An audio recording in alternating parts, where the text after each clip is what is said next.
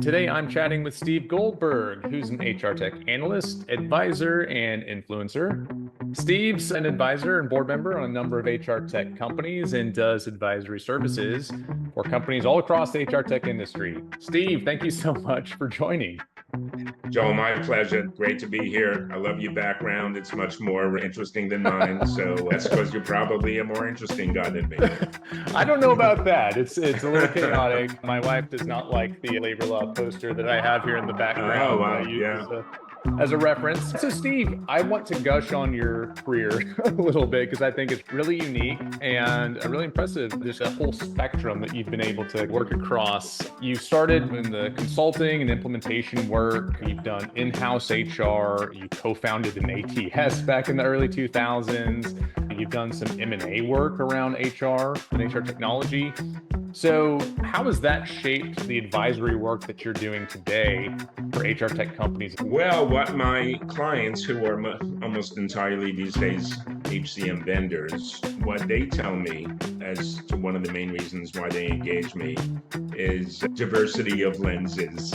So when you could bring the lens of a global head of HR tech, which I was for 15 years. So I got pretty well versed across the spectrum of HR process. And then I crossed over to the vendor side and was head of strategy at PeopleSoft when it was a $2 billion product line. Then, like you say, founded an ATS. The last 15 years, split between advisor and analyst. I have a next level of being attuned to what they do well, where they've been challenged, understanding their assumptions, validating their assumptions, looking at their business plans and priorities, and knowing what I know about their business and their past successes and failures and challenges.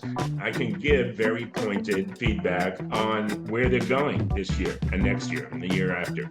It's about nuances that allow you to bring, in my opinion, the additive layer of perspective, which hopefully translates more often than not into some guidance that's actionable and useful.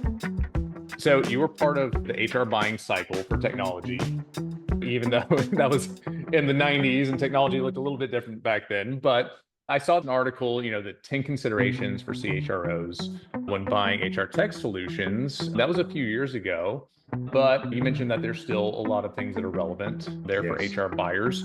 Since we're now deep in this AI hype cycle, what do you see as the most relevant pieces from those considerations, and maybe what has shifted or changed for HR buyers now? Wonderful. I love this question. I haven't been asked it before.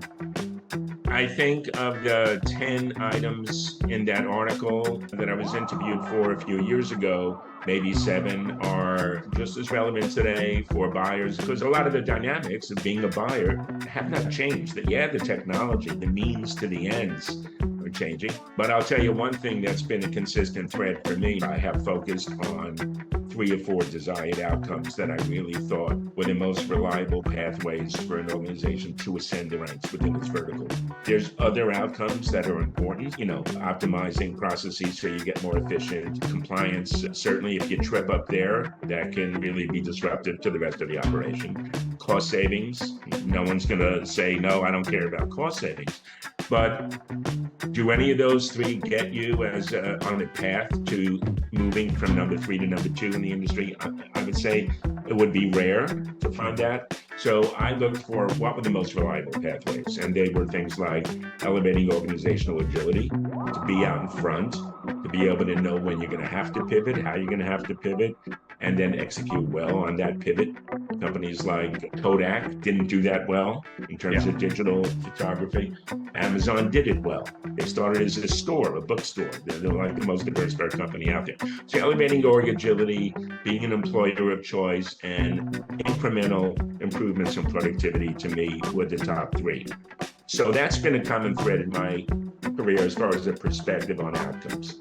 And then in parallel to that, does the vendor or prospective vendor really understand the nuances of my business to the point where they can give me feedback on my business plans and priorities. They can give me some feedback on my assumptions and validate my assumptions. And they can ask the right questions. This is part of a customer success model. If that vendor can introduce me to other organizations that are trying to accomplish the same thing, I could learn something from them. that vendor can talk to me about change management that might be really critical in order to achieve what we're trying to achieve. If that vendor can tell me what timelines are realistic for what I'm trying to achieve, all part of the customer success model, and really be a consulting partner, if you will, even though they're a tech vendor. Yeah, there's so many great points in there that are so relevant today, especially not just the SaaS side, but the service side that comes along with it, right? Being able to set your clients up for success on the back end, because just plugging in a new technology is never going to solve, a company's problems. It's the process, the implementation. How do you change, what they're doing internally and help them think about, new ways to deploy and get a higher adoption? Those are all things like on the back end of customer success. They're huge. I love that you highlighted higher adoption, because that was one of the biggest learnings for me and my teams in those different organizations. And here's a nugget that I love, and I'm not going to take credit for it, but it's part of my nugget tree. Is that a word? It's one of the nuggets I use when I give talks, right? And it is that everybody in the organization owns human capital management. If we define human capital management as leveraging people, your workforce for competitive advantage, it's not the role of HR. HR is typically 1% of the organization. It can't be the role of HR. If your organization has that as the collective mindset or predominant mindset, adoption's not going to be strong. It's we as a business have to do the right thing for our people, and in turn, that does the right thing for the organization.